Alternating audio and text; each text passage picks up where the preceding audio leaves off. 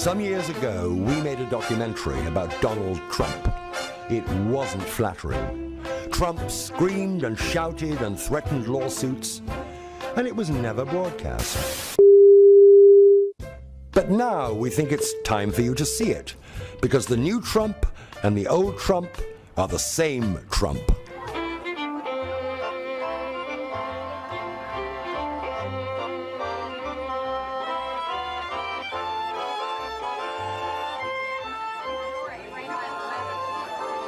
I never thought I'd be doing this, I have to tell you.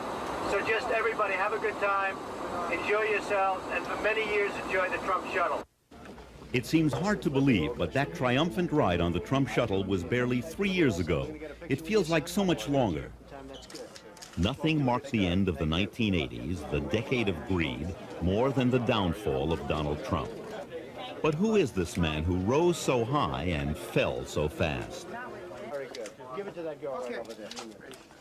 He presents himself marvelously, but the Donald Trump that I saw in real life was very different.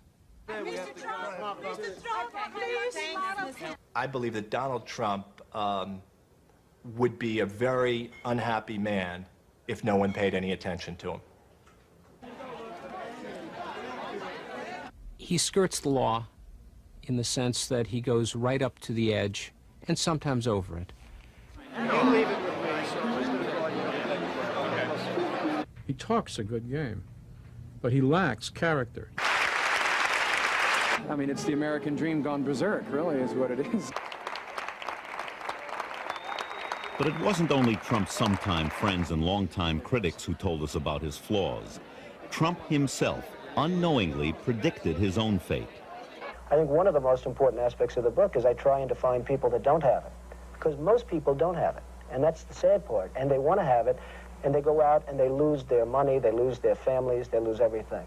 And it's a sad situation. But you see it a lot with these hucksters that are on television selling deal books and selling, records, and they never made 10 cents in their lives, but now they become wealthy selling the records, although most of them, if you've read, have gone bankrupt over the last year. So I guess they didn't sell as many records as they thought. But, they sell, and these people put up their $500, and worse than that, then they go out and they borrow money against some leveraged house and this and that. Things that can't work, and I feel very sad for those people. Donald Trump hasn't had time to feel sorry for anyone in the last year. He's been too busy trying to save himself. It's so different now from his heyday, when he only had to want something to get it.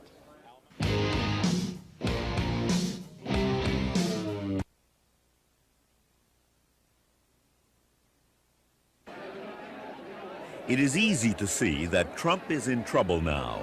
His ego is bruised, his empire reeling. But to find out why, you must turn back the clock to look for the clues. We begin our story in the fall of 1988, with Donald Trump at the top of his game. Here he is at a political dinner honoring Andrew Stein, president of the New York City Council. Trump is a hustler. If a big guy, a rich guy, puts his arm around a politician, often that's better than money, because the politicians are in love with anybody who has money. Trump puts more than his arm around politicians. He's a frequent and generous campaign contributor to the council president.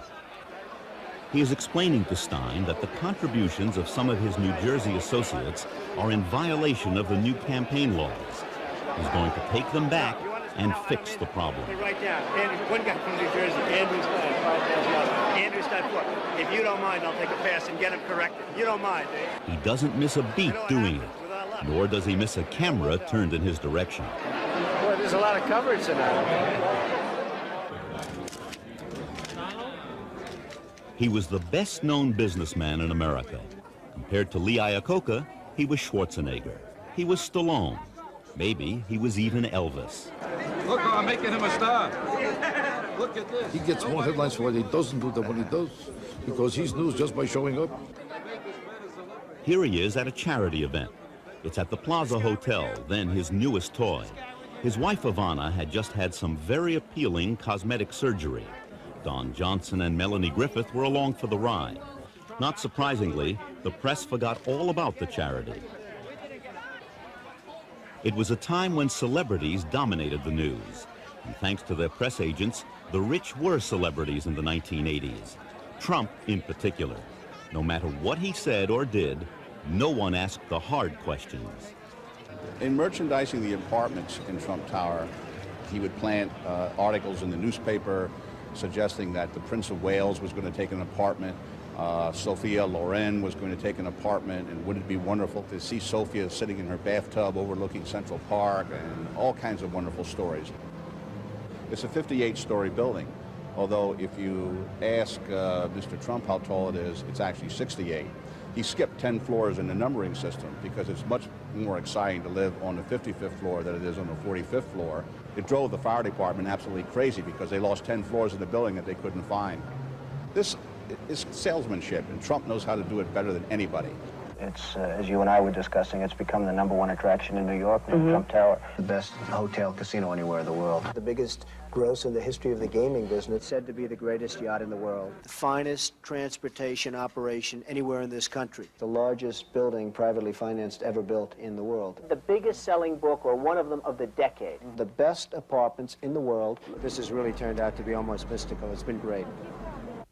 No area of the news was immune from the Trump hype.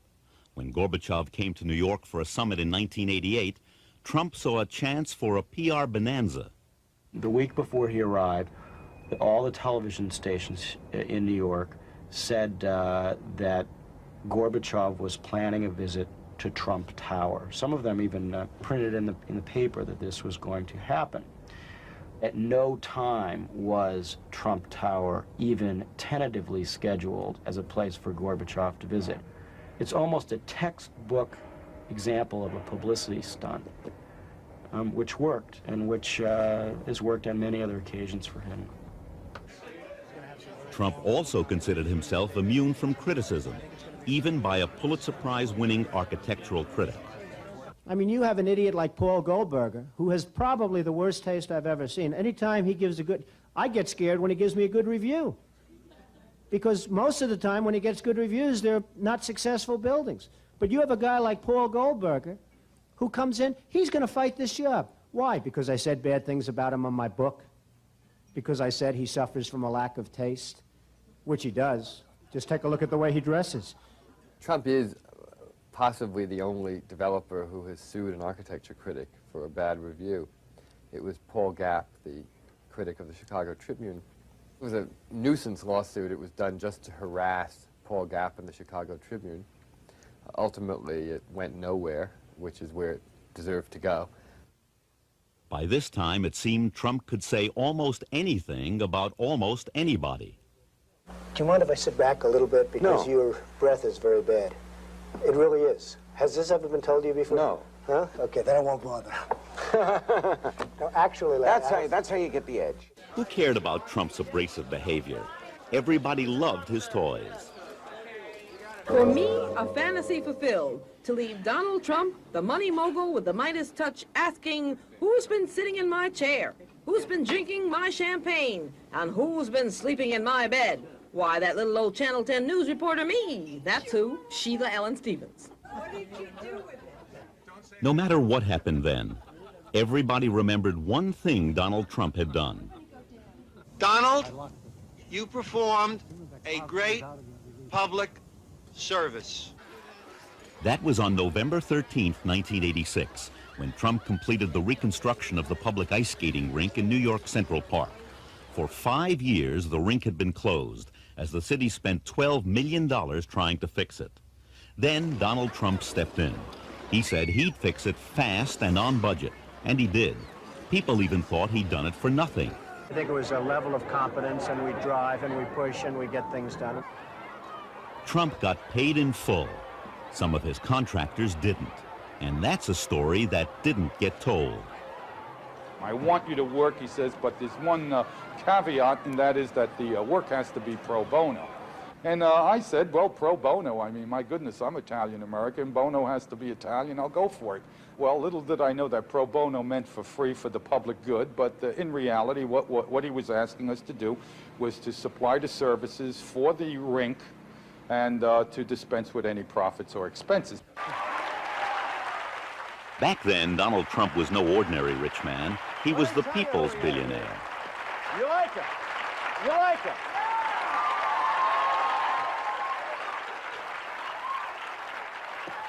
I'm telling you. Why didn't your daughter bring him home? Across the street from the skating rink was the St. Moritz Hotel. Trump bought it a year earlier. He called it a brilliant deal. No one bothered to look below the surface. He said he paid $31 million. The real price was $70 million. In 1988, he sold the hotel to Alan Bond, the Australian Donald Trump. Bond paid a whopping $180 million. That, said Trump, gave him a $100 million profit. Conveniently, he forgot to subtract his costs. So, conveniently, did the press. When Trump bought stock, the financial press listened, and the financial press wrote, and people read, and people bought. And Trump sold, and Trump made money. Then came the crash of 1987, and Trump boasted, "I got out whole, I didn't lose a dime." And the financial press wrote. But like everyone else, Trump lost. Resorts, Alexander's, MCA, he owned them all, and there were others. Even when Trump flaunted his marital infidelity, editors covered his tracks for him. A professional photographer took these pictures of Trump, his wife Ivana, and his close and personal friend Marla Maples in Aspen over Christmas 1989. He tried to sell them, but for 6 weeks he couldn't find a buyer. During the 80s, the cult of the rich and of great wealth and of great ostentatiousness was very much in. He met a need for the press. The press needed a poster boy for the 80s, an emblem, a shorthand way of telling people what was happening in the culture. But as the new decade began, the poster boy of the 80s woke up to find himself on the media's 10 most wanted list. Although no one had raced to be first with the story of the Trump divorce, there was an Olympic-sized competition not to be last. The devastating thing about the Marla flap is that it opened Trump to ridicule for the first time, and that is very deflating. And it's not only deflating, but it turns the publicity machine around. All the lovable quirks on the way up look very foolish, if not stupid, on the way down. And it's going to be it's very hard for him to come back from this kind of ridicule. Overnight, it seems, America turned from a fascination with what Trump has to what he could lose. Do you wish we'd all go away? Absolutely. In the old days, that is just a few months earlier, Trump had the power to dismiss the press, to make reporters accept his claims as facts. Now the press wouldn't go away, and though the stories were about numbers, it was easy to see the numbers were working against him. Look at this chart, which is based on a report from the New Jersey Casino Control Commission. By the middle of 1990, only 3 of Trump's 22 assets were profitable. Trump wasn't rich. His net worth was minus $294 million at the present market value. He owed one bank alone $993 million, only slightly less than the bank had loaned to the entire country of Venezuela. There's nothing the press loves more than bringing down the person it built up yesterday. Once he had been on the cover of Time. When his new book came out, it was reviewed on the back page.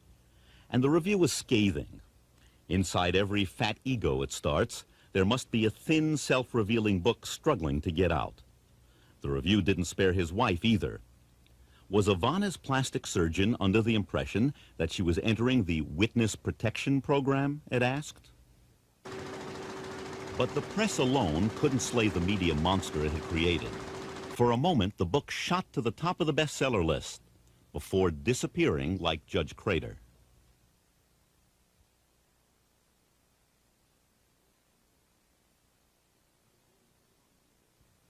In the world beyond New York, he's Donald Trump, self-made billionaire.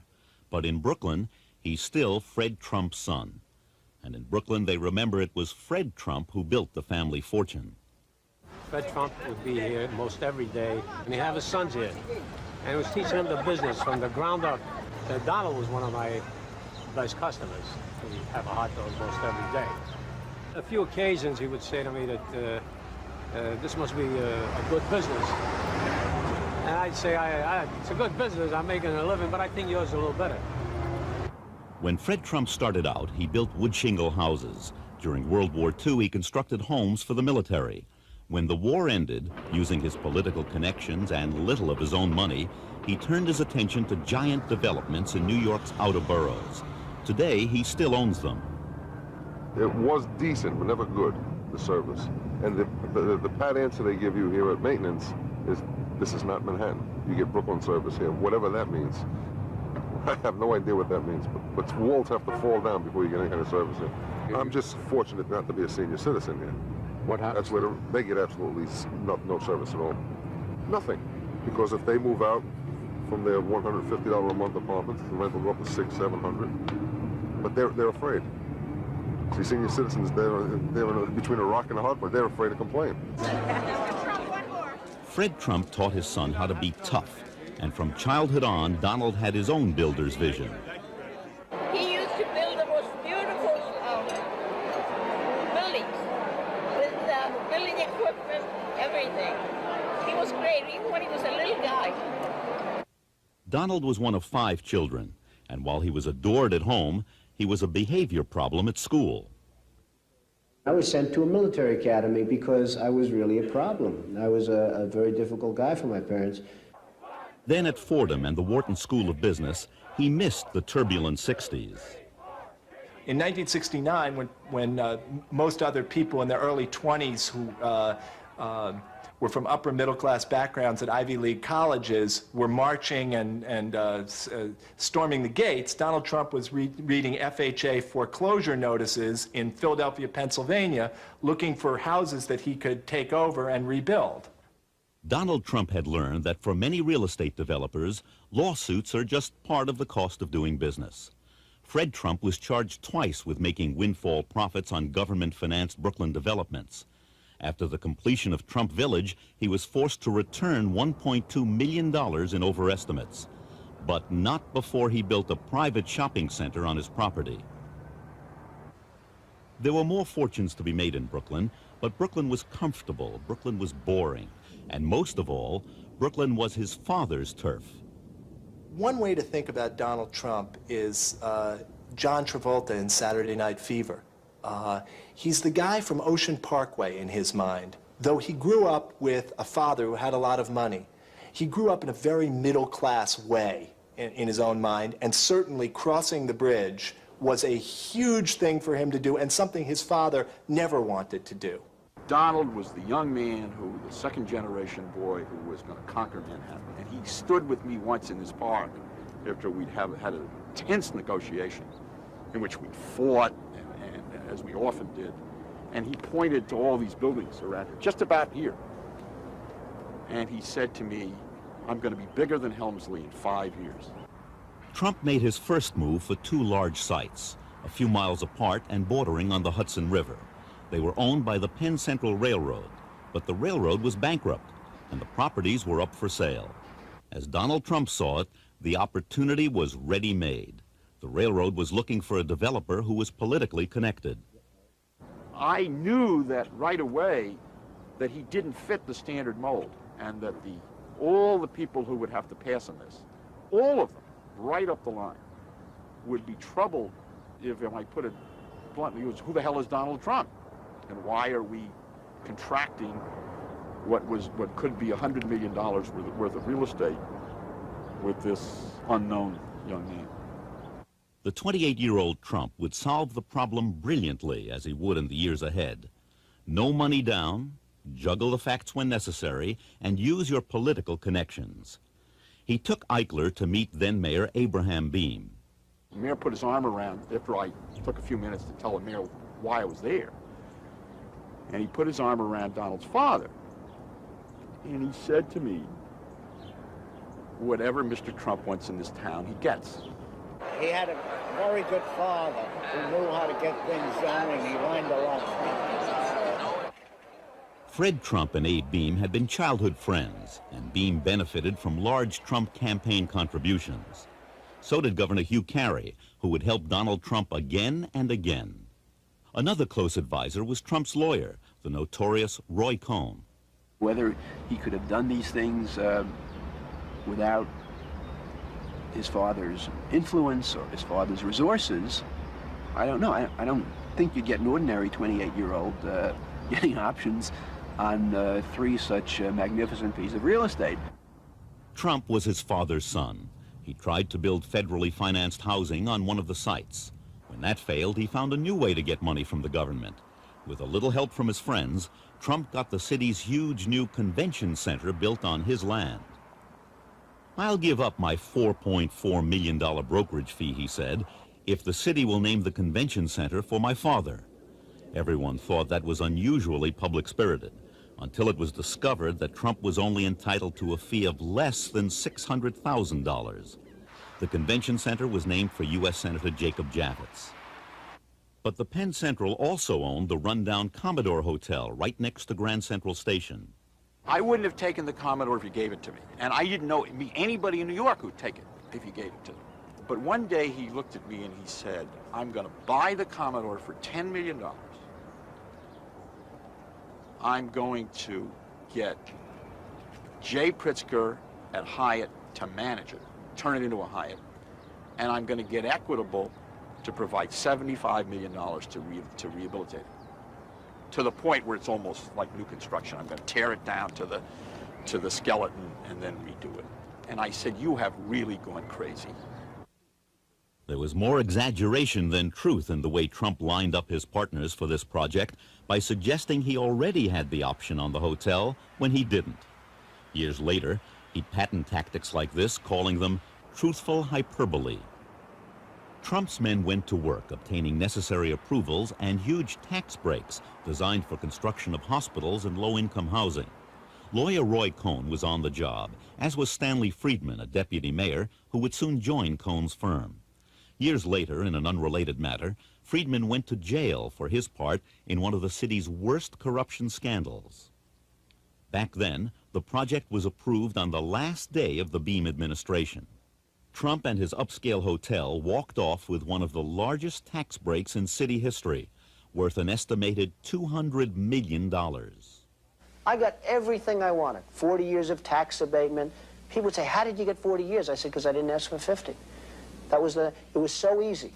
I don't blame Donald Trump for asking for whatever he could. He's a private developer in business to make money. He had no obligation to the city. In fact, he was being helpful because without him, the site might not have been developed.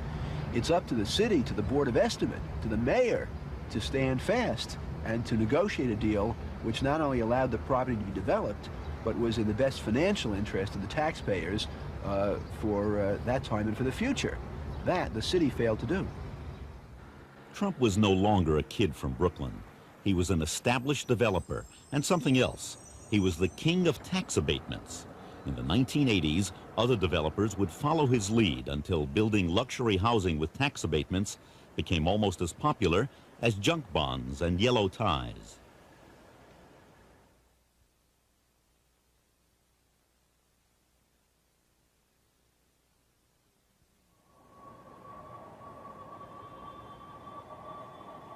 There's nothing more pleasing to a developer than the words, "no money down." At the Commodore Hotel, Trump saw firsthand the incredible lightness of leverage, so he tried it again.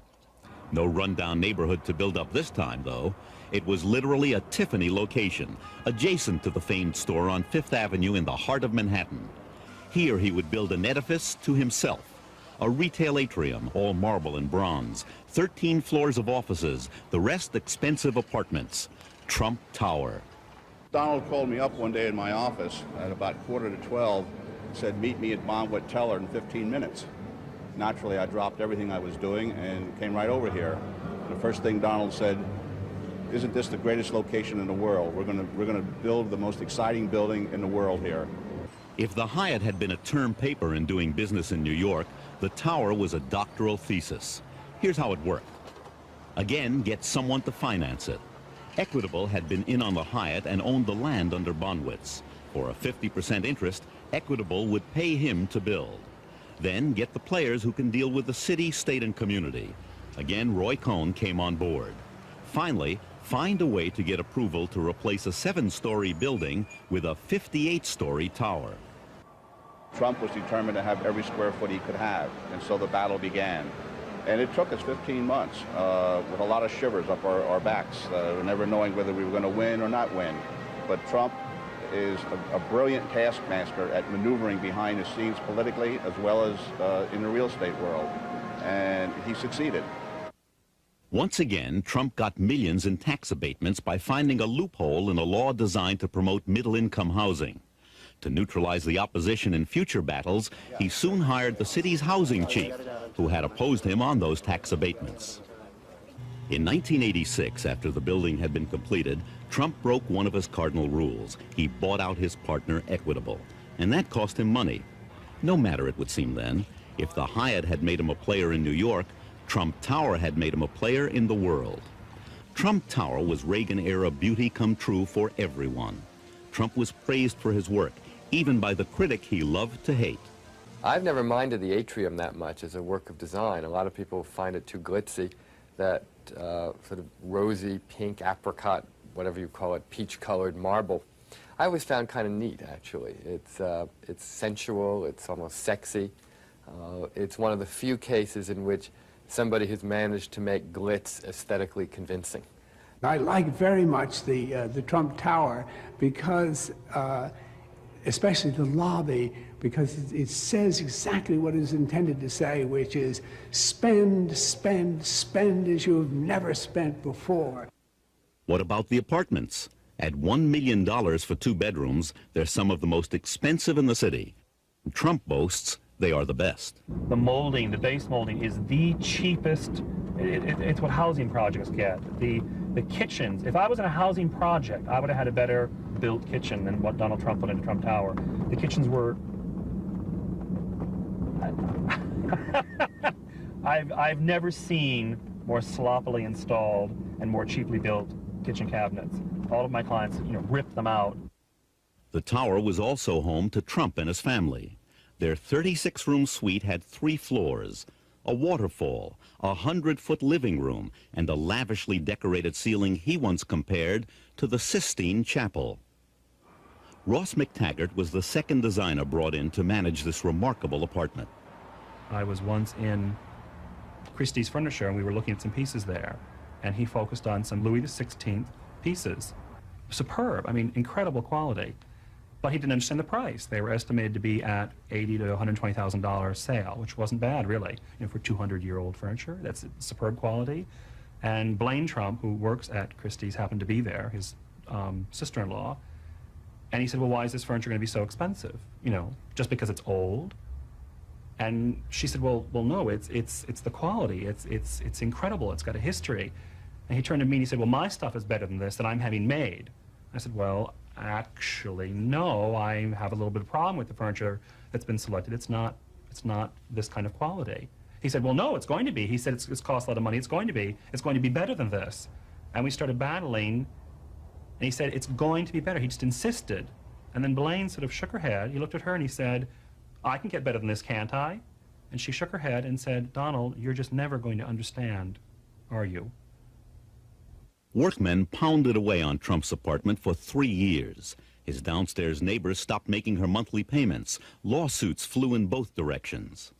I wanted to move in here because I thought it was going to be a great building with fantastic views and also a bigger apartment than what I used to have. However, I never expected to have all these run-ins with my neighbor, who is Donald Trump, who lives above me. And since I moved in, he has done nothing else but construction. The building of Trump Tower was the true art of the deal. Saving money was the key. Chapter 1. Hire the cheapest demolition contractor you can find, even though he has little experience. Trump hired William Kosicki, whose principal business was window washing. Kosicki, in turn, hired what became known as the Polish Brigade, more than 200 immigrants with no working papers who were paid 1/3 the union rate and worked under difficult conditions. Years later, deny you ever knew they were there, even though you visited the site. They were sleeping in the building. They had no protective equipment. All the OSHA requirements were being ignored. They had no masks. They had no gloves. They were stripping wires with their bare hands, hot electrical wires. Chapter 2. Don't tell anyone that the building contains asbestos. The reason? Asbestos is costly to remove and dispose of. Trump says he isn't legally responsible. The law says he is. With the danger that was involved in working there, because all the wires, a lot of construction, it was covered with asbestos. Chapter 3. Hire a waste hauler who doesn't care what he carts and knows how not to leave tracks. Trump's demolition contractor got Eddie Garofolo, identified by law enforcement officials as mob-connected. In August of 1990, while reportedly cooperating with federal authorities investigating racketeering in the construction trades, Garofolo was shot to death gangland style in his driveway. In the dead man's pocket, a wad of cash and a high-rated comp card for the Trump Taj Mahal. Chapter 4. When the demolition begins, appear to be public-spirited. Promise artifacts from the building to the Metropolitan Museum of Art. Chapter 5. Jackhammer the artifacts when you learn the cost of saving them. The demolition contractor allegedly said that it was going to take a long time or a longer time to take those heavy panels down, and before anybody could make the decision, Trump apparently gave the orders to have them demolished. Chapter 6. Threaten the lawyer that the Polish illegals hire after your cheap contractor defaults on paying them. Make sure that the threats aren't traceable in case the guy isn't scared off. Mr. Barron had told me in the one telephone conversation that I had with him that Donald Trump was upset because I was ruining his credit reputation by filing the mechanics liens, and that Mr. Trump was thinking of filing a personal lawsuit against me for $100 million for defaming his reputation. It turned out that Mr. Barron was Donald Trump's favorite alias. When this was revealed, Trump said, "What of it? Ernest Hemingway used the pen name, didn't he?" Chapter 7.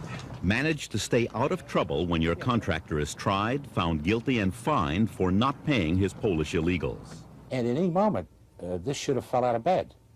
Now, the people you got to ask the questions through is over in Newark, New Jersey, in the Department of Justice, where, interestingly enough, Donald's sister worked. She was the number 3 person in the office. The assistant U.S. attorney said, don't mention the name Trump inside here. If you want to talk about Trump, just say, let's go outside and take a walk. At the time, Trump's sister was an assistant in the U.S. Attorney's office in Newark. Today, she's a federal judge. Chapter 8. Have Daniel Sullivan make peace between the union and non-union workers on the tower.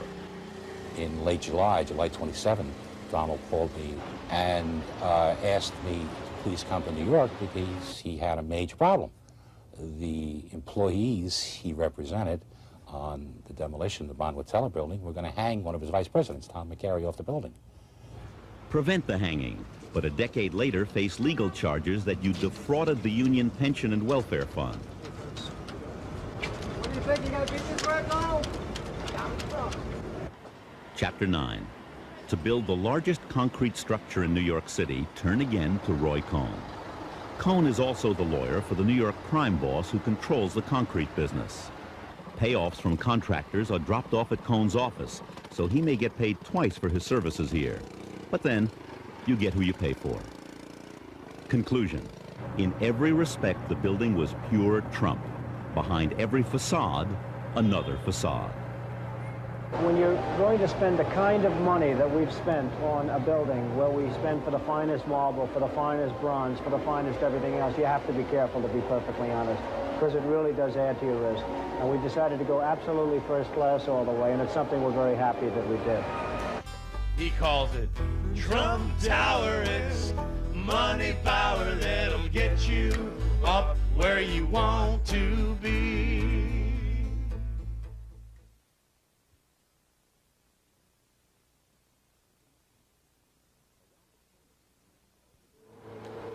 Around the corner from Trump Tower was another golden opportunity for Trump. He found 2 neighboring buildings on Central Park South and bought them. One was a hotel, the other was a problem. It was an apartment house, and it was occupied. In 1981, a group of tenants from 100 Central Park South came to interview me and discuss a problem they had.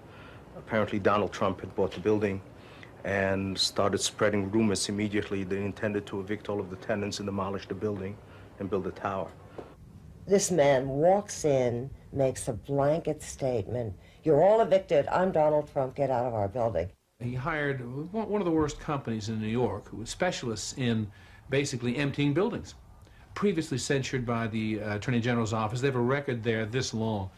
And that firm went to work on us. And we were told by the superintendent that they were going to begin looking into our sex lives, our drinking, is anyone a homosexual or a lesbian, and what are all these, where are the weak spots of the tenants? And they were going to find them. Tenants were being approached and told that you better move out, because if you don't move out now, or you don't allow us to put you somewhere else now, you'll be evicted and you'll have nothing. You'll be thrown into the street. And a woman knocking on the door and saying, I've got to come in and help you. We're going to look for a place for you because tomorrow you're going to be out. You're going to be out. Services were immediately discontinued. There were all kinds of problems from they wouldn't repair anything, they wouldn't paint, elevators out, lack of water, problems with the electrical. He brought many eviction cases against tenants in the building, and he brought the case to evict every tenant in the building. In addition, as I indicated, he brought a lawsuit against the attorneys representing the tenants in the building. I can't think of any other lawsuits he could have brought. He took 6 people and told them that they were going to be evicted. This was a Christmas Day lawsuit. Rebuild your walls, which have been taken down for 30 years now, within 10 days, or you will be in violation of a substantial provision of your lease. The tenants here say that Trump's harassment has taken on many forms. For example, they say a couple of years ago, Trump offered the vacant apartments in this building to the city's homeless. I'm willing to give them heated, beautiful apartments with services and medical services if necessary. Well, why not set so up cots in this conference room? Well, I'll tell you, because right here I don't have the room. Over there I do. New York State, it basically brought its power to bear on Donald Trump and said, you can't do this. They conducted 10.5 months of hearings to find out whether they had probable cause for a violation, and found out, yes, Trump had harassed us. That we were able to also gain access through the media to the public and interest, therefore, the state in our problems was only a fortuitous event, since we're not nearly as skilled at public relations as Donald. This was Trump's first major defeat in New York, but he hasn't left the tenants with much to celebrate. It hasn't stopped. The present is what I'm really concerned about now, because even though we signed an agreement where it was supposed to be the end of harassment, Donald Trump and his people are still trying to evict tenants in this building. He wants the world, but what he wants primarily is Manhattan to be turned into a Donald Trump mecca for the super rich. No room for anyone else.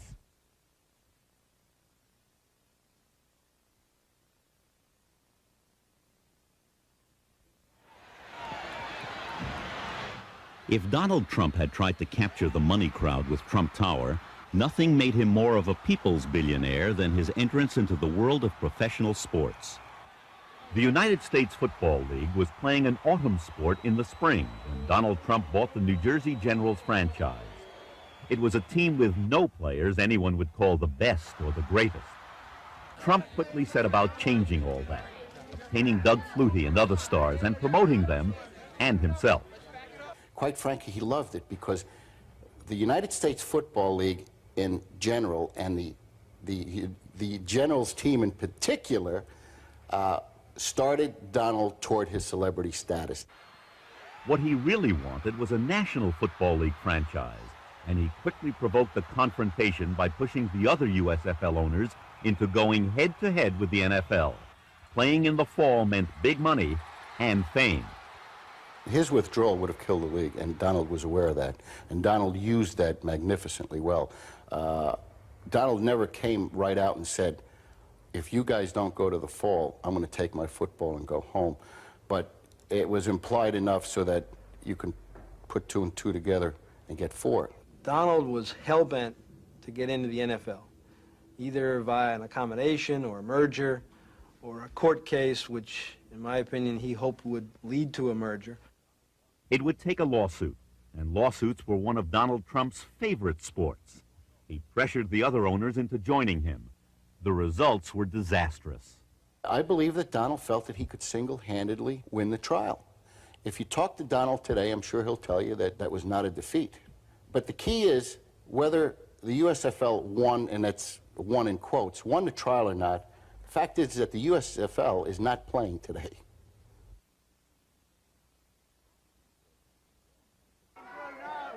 Boxing for a time brought Trump the fame he was seeking. When Trump landed the Tyson-Spinks championship fight, he and the other Atlantic City casino operators realized their greatest gaming jackpots ever. But that wasn't enough for Trump. He wanted to own Mike Tyson. First, he tried to join forces with Bill Caton, Tyson's manager. Trump was rebuffed in his efforts to become Caton's partner, so he set about trying to steal the fighter.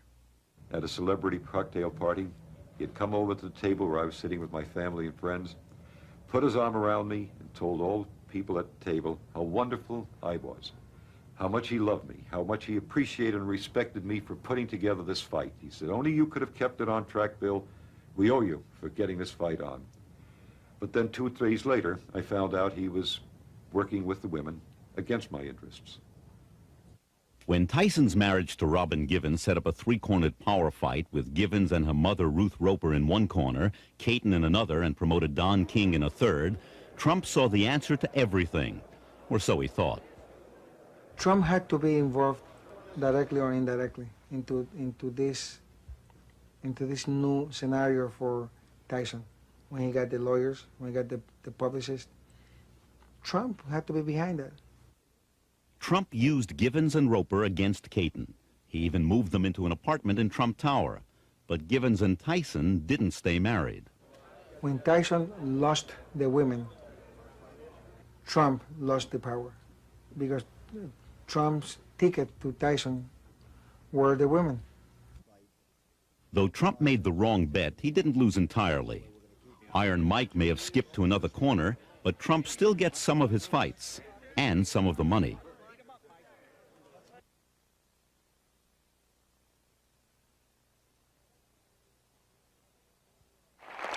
So that's the only reason I'm here tonight. Let's not kid ourselves. So to Ivana, I give you a special thanks and congratulations, because this is really good night, Madeline. Congratulations. Good luck, everybody. Thank you very much. It looked too good to be true, and it was. She was a mother, a wife, a casino executive, a fashion plate. No wonder she talked so fast. What's good for Atlantic City, it's good for Trump, as a Trump, because as nicer the city is going to become, and as more visitors we are going to bring in, not only at Trump, but Atlantic City is going to benefit from. Like everything else in Trump's story, the facts his publicity machine ground out about Ivana were just a point of departure. Born in Czechoslovakia, she made a marriage of convenience to an Austrian, allowing her to leave and join her lover in Montreal. There she was a runway model, not a top fashion model, as Trump and his publicist said.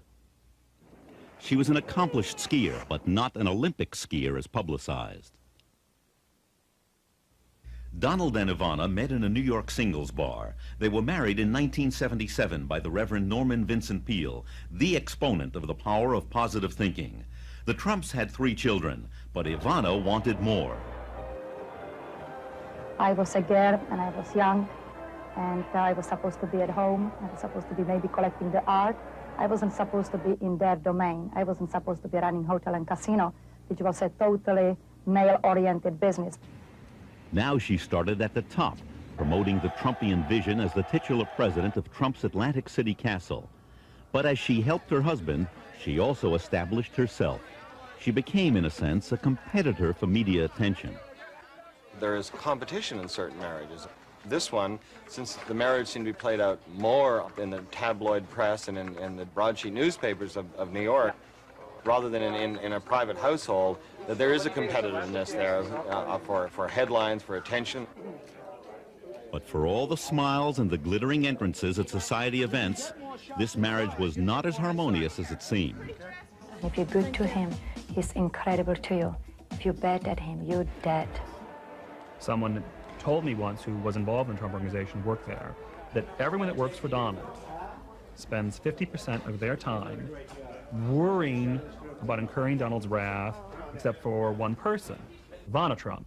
He said she spends 90% of her time trying to worry about how not to get Donald to yell at her and now how not to incur his wrath. But even as she worried, she stood up to her husband. It may have been Donald who coveted the biggest yacht in the world. It was Ivana who used it. It may have been Donald who bragged about his Palm Beach house. It was Ivana who loved it. She has her own little spa there, and I know Barbara Walters, I hear, is coming. So she has many wonderful friends who are in business, who are workers. I guess she's quite a chore worker herself. I have to ask Ivana to stand up, because if we had this dinner here a year ago, it would not have been the same, believe me. She's done a great job. When Trump bought the Plaza Hotel, he made her president. Her salary, he said, would be $1 a year and all the dresses she could buy. A way of complimenting her and putting her in her place at the same time. It was also a convenience. His romance with Marla Maples was blossoming. He wanted to install her in Atlantic City, and to do that, he had to bring Ivana back to New York. In 1989, an event that telegraphed the stress in her life, Ivana underwent a physical transformation. Was it to save her marriage? If so, it didn't work. By now, Donald had Marla. When the Trumps finally reached a divorce settlement after reams of gossip column speculation, it looked just like the prenuptial agreement they had all along.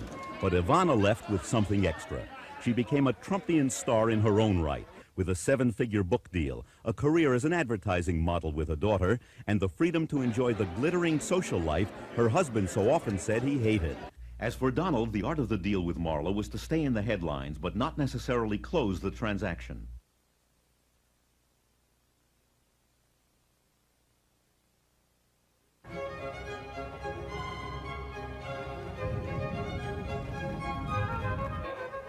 There's old money, there's new money, and there's Trump money.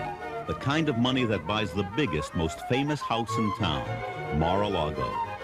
Other people wanted to buy Mar-a-Lago, many other people, but they had different ideas. They wanted to condo it, they wanted to make it into a hotel, they wanted to do all of, in my opinion, the wrong things with Mar-a-Lago. This is a treasure. This is a U.S. treasure, and it had to be preserved. Trump's original idea wasn't that high-minded.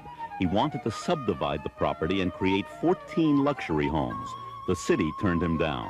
And that was just the beginning of Trump's quarrels with Palm Beach.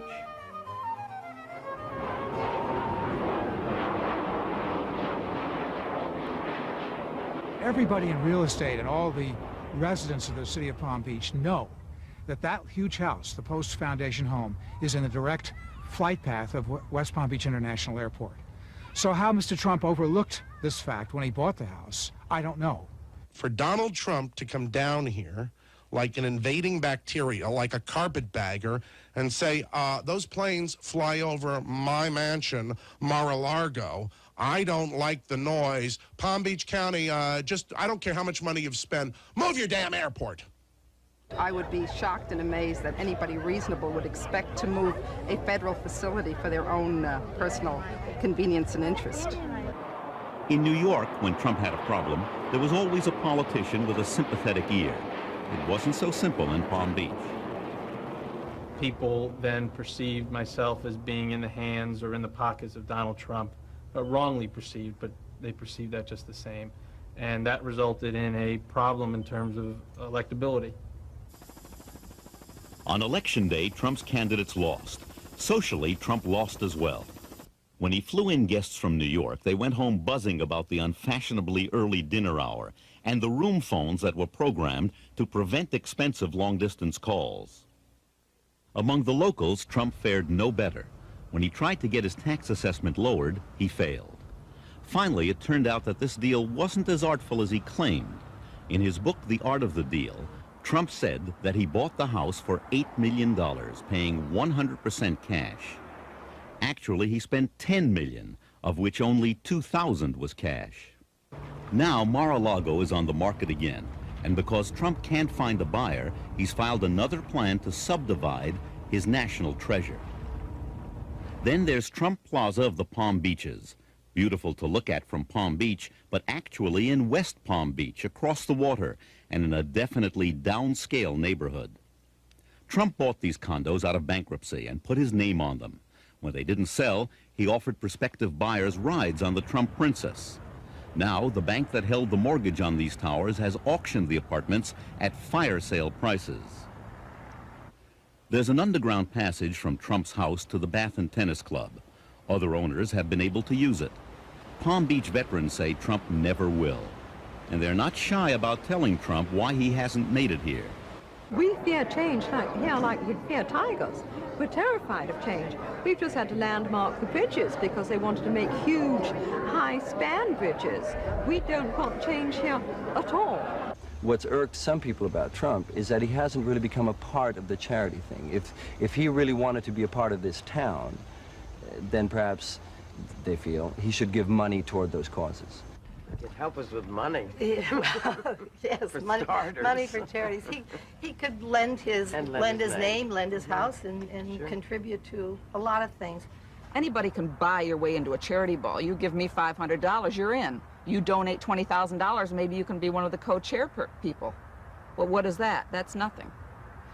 As far as getting into the parties and into the people's homes, you can't buy your way in. They like you, they will invite you, or they won't. The criteria still is the old family name. The Vanderbilts, the Whitneys, the Munns, the Phipps, and to them, nouveau riche is just Another thing he couldn't get into Palm Beach was his yacht. The harbor was too small. So while it was there, the Trump Princess had to be moored in Fort Lauderdale, next to a Best Western motel. I don't think he has the makings of being a real Palm Beacher, though.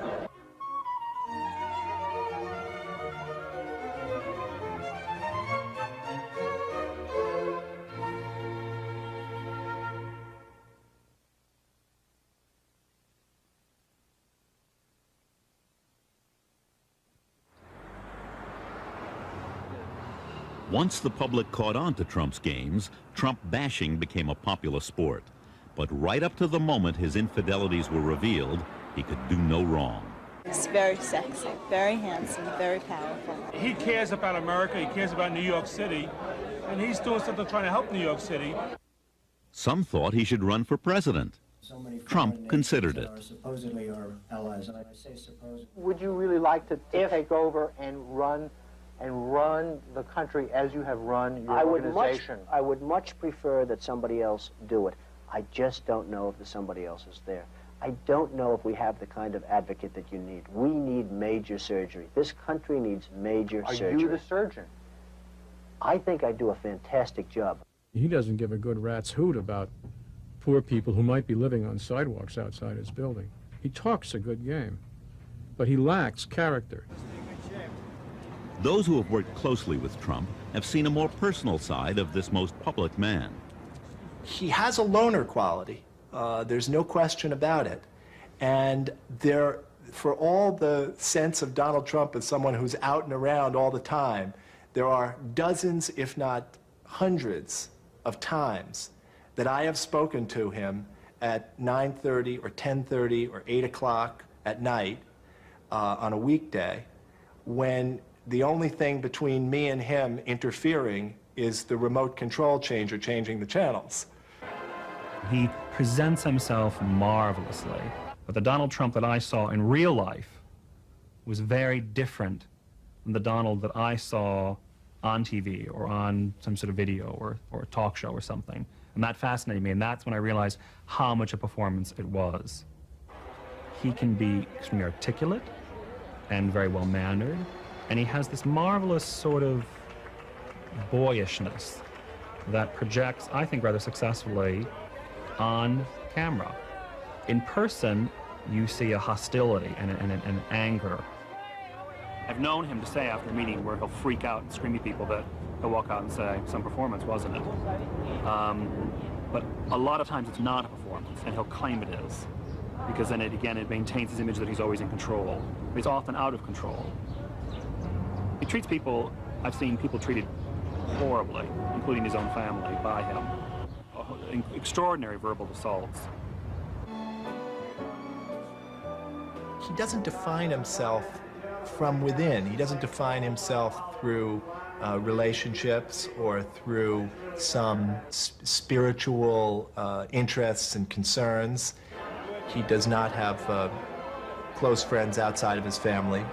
But I don't think, and he himself has said, that friendship in the way that other people might think it's important is as high a priority for him. You expect employees to speak well of the boss, but some of Trump's associates seem to genuinely love him. One in particular was this man, John Beninoff, vice president of Trump Plaza Hotel and Casino. We have a great leader in Mr. Trump and in Mr. Hyde, and they care about their people, and that's the difference at Trump Plaza. They truly care about their employees. We don't like to overwork. 4 months after this interview, Beninoff, Stephen Hyde, and Mark Edis, another key Atlantic City executive, were killed in a helicopter accident. A stunned Trump publicly mourned their loss. 9 months later, in an interview in the New York Times, Trump attacked the 3 dead men, blaming many of his financial problems in Atlantic City on their mismanagement. The comments enraged some Trump employees. Trump later denied he made the criticism, but the reporter who wrote the story told us Trump couldn't have been more explicit. When you work for Trump, you know you're working for the best. I think it's human nature. When people say, where do you work? When you're working for the #1 place, there's a lot of pride behind that.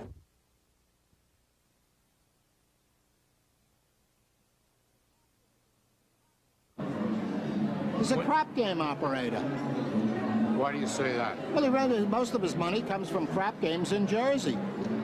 I mean, if that takes a genius to get money out of a crap game, come on, there's been geniuses in this city for 100 years. That's what gambling is all about. You win some and lose some, but it's really a trap. They were giving you $1,000 bills, and that's how you ran to the casinos. You wanted the perking up of your heart and the feeling of a different kind of life. I must sound like a baby up here. I haven't smoked, I haven't drank, and I don't take drugs, okay? Well, I have other problems, but I can't tell you about them. Trump has an addiction all his own, cash flow. And to satisfy his craving for cash, he went where the money was, to Atlantic City. Atlantic City liked the fact that Trump seemed to have a clean image with no prior ties to the gambling industry. Donald's problem is a simpler one. He wanted to become a super citizen. He wanted to be the beneficiary of a privilege granted by the state of New Jersey, namely a gaming license. And therefore you have to, it's like going to confession, you have to prove that you are an absolute first-class citizen. That was a little hard to do considering his connection to Daniel Sullivan. To the Teamsters Union, Sullivan was a reformer. To the law, he was a man with a criminal record. To Donald Trump, though, he was an asset on his construction jobs. And he was also co-owner of the land on which Trump wanted to build his first casino. One of Sullivan's partners on that land had links to Nicky Scarfo, the crime boss of Atlantic City, currently in jail. Sullivan and his partners had bought the land just 1 week before they sold it to Trump. Trump owned the land, but he said he wouldn't build until he had a casino license. The Casino Control Commission granted it to him in record time. He had almost everything. He did not have the financing for the Trump Plaza, and at that time, he was in the process of building the Trump Tower in New York, and he was under construction with the Hyatt, New York. Trump soon found a partner with deep pockets. This time it was Harrah's. For half ownership, Harrah's put up $50 million, and for that, Trump had to take second billing. He'd soon buy Harrah's out and rename the casino Trump Plaza. Just like going to confession, casino applications must be renewed every few years, so casino owners must stay clear of associations like Daniel Sullivan. That leads to questions about Trump's relationship with this man, Joseph Wexelbaum. To Donald Trump, he provided helicopter service to Atlantic City. To drug enforcement officials, he was a sometime middleman between Colombian cocaine suppliers and American drug dealers. In 1985, he was indicted on drug and tax conspiracy charges and eventually served 18 months in jail. Trump proved to be a loyal friend. After Wexelbaum had been indicted, Trump rented him one of his New York City apartments on a part cash, part barter basis. When Wexelbaum got out of jail, he moved into a Trump Tower apartment owned by his girlfriend. Others wouldn't have Trump's luck with the Casino Control Commission when it came to investigating their ties with undesirables. That's why Baron Hilton struck out. The Division of Gaming Enforcement then recommended licensing, but the Casino Control Commission said no, accusing key executives and one of Hilton's lawyers of being too close to organized crime. The license was denied. Trump purchased the hotel and opened it as Trump's Castle. Now this is a castle. Everything's just bigger, much bigger, and frankly more expensive. But it's something that, when it's done, if done right, is a wonderful investment. Trump only saw the cash coming in. Early on, a casino analyst named Marvin Rothman saw it pouring out. While cash flow numbers sound very impressive, it's very important to be able to cover your debt service, because cash flow doesn't mean anything if you can't cover debt. Covering debt wasn't on Trump's mind. Having it all was. So Trump's debt grew larger as he relied on the magic of junk bonds instead of partners to finance his habit. But this was the mid-1980s. Trump was on top. Every hand was full of aces, and he kept going. Trump began playing a new game, weaken your competition. First came Harrah's, his former partner. He bought its stock, and the company spent $30 million buying him out. With the profits, he went after Bally's. There was litigation on both sides, and in the end, Bally succumbed to his apparent greenmail and paid him off. He skirts the law in the sense that he goes right up to the edge and sometimes over it. He uses his enormous economic clout. Instead of using his Bally profits to pay down debt, Trump went after the biggest prize in town, the unfinished Taj Mahal, owned by Resorts International. He began buying resort stock. The rest of the deal was pure Trump. Within a matter of months, he had convinced Resort's board of directors to permit him to put into effect a management contract, which was worth something like $60 million to him. Nothing like this has ever happened before, and in essence, they were paying him to supervise his own investment in his own company. Everybody was just aghast, because there would be nothing, nothing left for the shareholders. In return for the management contract, Trump was supposed to finance the completion of the Taj Mahal. He never had any intention of doing that until he owned the company outright. The contract bled the company dry. Stock prices fell, but they weren't low enough yet for Trump, so he tried something else. Resorts hired bankruptcy counsel, and Mr. Trump walked them through the unfinished building. Within hours, all of Atlantic City, and indeed the entire financial community, knew that Resorts had consulted bankruptcy counsel, and the rumors were rampant that Resorts was going into bankruptcy. There's no doubt that this had a very intimidating effect on the Casino Control Commission. Today, Donald Trump sat in the audience as state officials considered his request to gobble up even more. Trump's next frontier, the biggest of them all, the Resort's Taj Mahal, still under construction. You ask yourself, why did the Casino Control Commission approve it? I think they were literally bowled over by Donald Trump and by the utter fear that they had that he would walk away from Atlantic City, that he would let this hotel under construction remain unfinished, that it would be another blight on the Atlantic City landscape to have New Jersey's tallest building sitting there as a skeleton for everybody to see. Everyone was happy about the deal except the shareholders. Before Trump's deal could be completed, out of the West came what looked like a white knight. It was the biggest high-stakes game on the boardwalk in years. The players, entertainer Merv Griffin and billionaire businessman Donald Trump. The prize, Resorts International, and the unfinished Taj Mahal. The winner, some might call it a tie. Griffin gets Resorts, Trump the Taj Mahal. Love that perception. I won. He is still, a year later standing in New York going, I won. He wants to make sure everybody in America knows he won. And so I look at him and say, Donald, you won. Now do you feel better? Now eat. He had called me after he had negotiated to sell the property to Merv Griffin. And he said, didn't I do the best deal? Didn't I get the best of Marvin? And I said, Donald, I think it was great that you sold the property, but I think you made a mistake. I think buying the Taj Mahal is going to be a very bad thing for you. Well, what do you mean? I mean, I think the Taj Mahal is going to be the greatest success ever. I mean, you just don't understand. And I said, well, I can't understand why you want to operate 3 different properties in Atlantic City. How do you differentiate the marketing? And the Taj is going to be such an expensive property to operate. Marvin, you just don't have vision. You just don't understand. This thing is going to be a monster. Having won this battle, Trump thought he could do anything. He plunged in and bought 2 more Atlantic City properties. Now he really needed cash, so he invested in another competitor, hoping to get bought out at a profit again. This time, the Casino Control Commission made him back down. It threatened to take his licenses if he did it again. That cut off his cash supply. Mr. Trump, or for that matter, any other casino operator, may not use a subsequent sale or disposition to purge himself of the taint created by the purchase of an interest in a New Jersey casino competitor or its holding or intermediary companies. This was the turning point for Trump, but he didn't see it. His sights were set only on the opening of the Taj Mahal.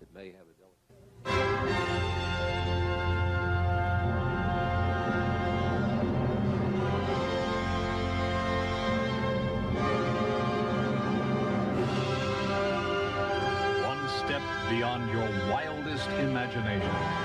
A billion-dollar dream come true. Donald J. Trump's Taj Mahal, the 8th wonder of the world. An 8th wonder wasn't enough. Trump needed a miracle, a business that would throw off enough cash to pay his enormous debt. The regulators were turned off. The banks cried for blood. Trump gave it to them. He personally guaranteed the loans and put his properties at risk. Trump saw only the upside. Marvin Roffman saw it differently.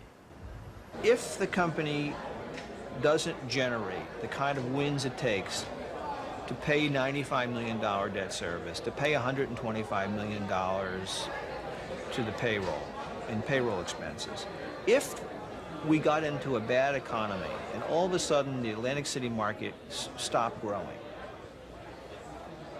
I think that would be catastrophic to an operation like the Taj Mahal that was so leveraged in debt. Trump went ballistic over a similar prediction in the Wall Street Journal. To appease him, Roffman's employers, Montgomery Janney Scott, fired him. The analyst sued. Not only did he win, the judge awarded him $700,000 in damages. When the Taj Mahal opened in the spring of 1990, it didn't solve Trump's problems. It made them worse. Within 6 months, the once invincible Trump had to file for bankruptcy and give his bondholders a 1/2 ownership in his crown jewel. By now, Trump was in danger of being washed out to sea on a wave of debt. His castle was being held for ransom, and Trump Plaza couldn't bail him out. Trump's addiction for cash had brought him to the brink. I, in a way, get high from what I do, okay? In a way, that's and I look at it as a positive addiction, because addiction can be positive. The casino's a tough nut. They're tough. They're really tough. I wish there was a chance of beating them. I'll be the first in line, but there isn't. You gotta die broke with the game.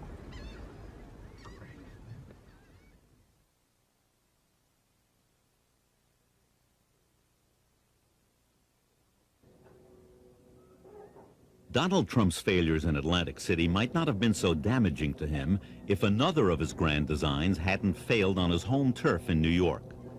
This abandoned railroad yard on Manhattan's west side was Donald Trump's Field of Dreams, the largest undeveloped site of land in Manhattan with magnificent views of the Hudson River. Trump bought it for $93 million, and he planned to put up the world's tallest building there. You can build 2 75-story towers for less cost than you can build a single 150-story tower. So the only reason you would want to build a 150-story tower is for status. Economically, it's insane. You know, one of the reasons that I'm trying to get approval to build the world's tallest building, it's the only lure I can see to get a major company to come to New York. Trump thought he could get NBC to leave Rockefeller Center and relocate in his project. They didn't. He also saw Trump City as a gift to the West Side, but the people of that neighborhood rose up against him. Run out into the parking lot laughing. Actors, writers, political activists. In no time at all, they were fighting Trump.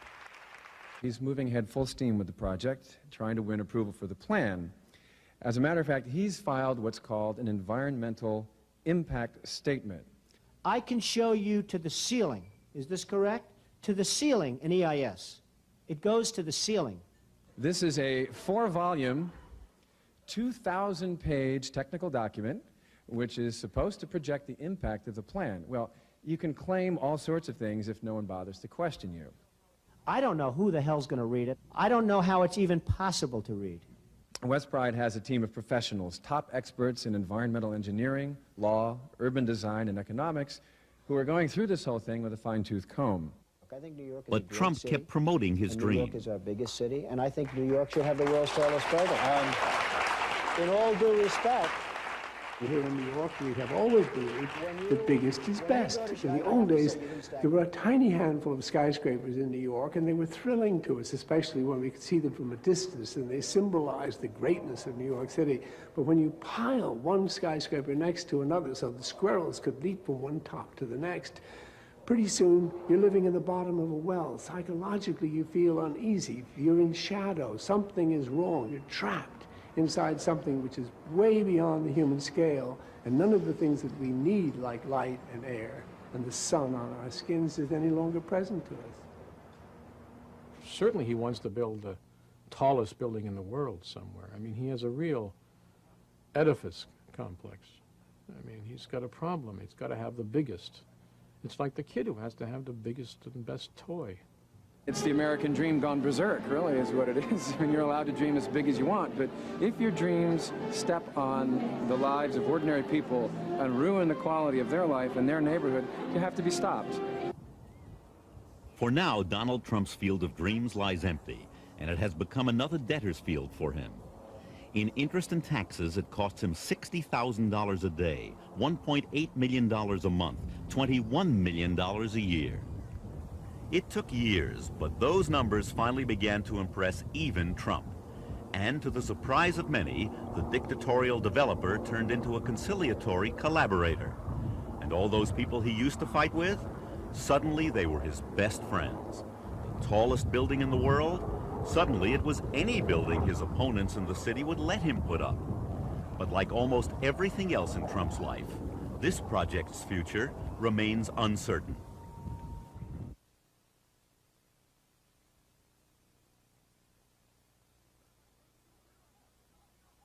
Heard about Trump's new deal? What?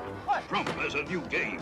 In the late 1980s, smart players were paying down debt and protecting their equity. Donald Trump went right on playing his game. my new game is Trump, the game. Trump, the game where you deal for everything you've ever wanted to own. Because it's not whether you win or lose, it's whether you win. All your life, you grow up, you go to the plaza, you go to a ball, you go and have dinner. You see the plaza. It represents something that's very special to New York. The plaza was the ultimate trophy to him, the crown jewel of his New York properties. Its price tag of $407 million also made it one of the most expensive hotel purchases ever. To get it, he violated his own art of the deal rules. He paid too much, leveraged other properties, and went deeper into debt. But to the world, he had won again. Few saw the reality. He was now risking everything. This is a characteristic of all self-made, and in a sense, Donald is self-made in this way, highly driven. And there is lying behind it an idea, I think an idea ultimately about immortality. This thing about Donald's going to die. And success. There's the gambler's analogy. You got to keep rolling the dice, and you got to keep rolling bigger. Back in 1989, most people thought Trump was one of the richest men in the world. When we started asking questions about his wealth, Trump gave us this letter from his accounting firm. It said he had $700 million in cash. The letter made it look as if Trump could write a check for that amount on the spot. He forgot to mention that most of the money was tied up in credit lines from his banks. His next gamble was the Eastern Shuttle, with New York a hub for flights to Boston and Washington. Getting the shuttle. All of my life I've flown on the Eastern Shuttle. And to think of owning the Eastern Shuttle was beyond me. I was just beyond imagination. That it was. In a year, the shuttle in the plaza had cost him $750 million, mostly borrowed. And Trump wasn't finished buying. Desperate for cash, he next made a bid for American Airlines. At the very least, he hoped they'd buy him off. He was easily rebuffed. He lost more than money. His aura of invincibility was shattered. For generations, men in trouble have fled to California, and that's where Trump looked next. It would be a fresh start in every way, a new base of operations with a new blonde. He set his sights on the old Ambassador Hotel. The city had been planning to build a high school there. Trump thought that was silly. What the area really needed was the same thing he said New York needed the year before, the world's tallest building. L.A. proved too much for the man. I'm not telling tales out of school, but the man is almost bankrupt trying to acquire all kinds of things, and I don't know why he's bothering us in Los Angeles. Tell him to settle his problems in New York, stay there, and let us get on with the show. The breakup of his marriage put him on the front page, but he could no longer control the stories. Ivana asked for half of his assets, and the press now asked, half of what? Forbes magazine took him out of the billionaire class. Everyone now knew what his architect had told us a year earlier. Sometimes I think that when you hear a figure quoted by Donald, if you divide by 2 and then divide by 4, you're probably closer to the real answer. Trump had built his empire on other people's money. Now he couldn't pay it back, and that empire was on the verge of bankruptcy. The banks who had relied on Trump's math were in trouble too. Suddenly, everything was for sale. Things got so bad, Trump tried to slip his private plane out of its hangar without paying the storage fee. The state police were called. Clearly, order had to be restored. And for now, some semblance of it has been. Even Donald's father has helped out. A $3 million purchase of chips in one of his son's casinos went toward paying interest to bondholders, pacifying some of them at least, for a time. Today, there are no new Trump extravaganzas. What sustains him? Perhaps the sense that even this low point is just a moment, that it's all a game. I do understand it's all basically a game. We're all here to play the game, and we're all hopefully going to play it well, but some people obviously can't play it well. Goodbye, everyone. Mr. Trump, your picture's on my desk. For Trump, the game that made him its hero was over.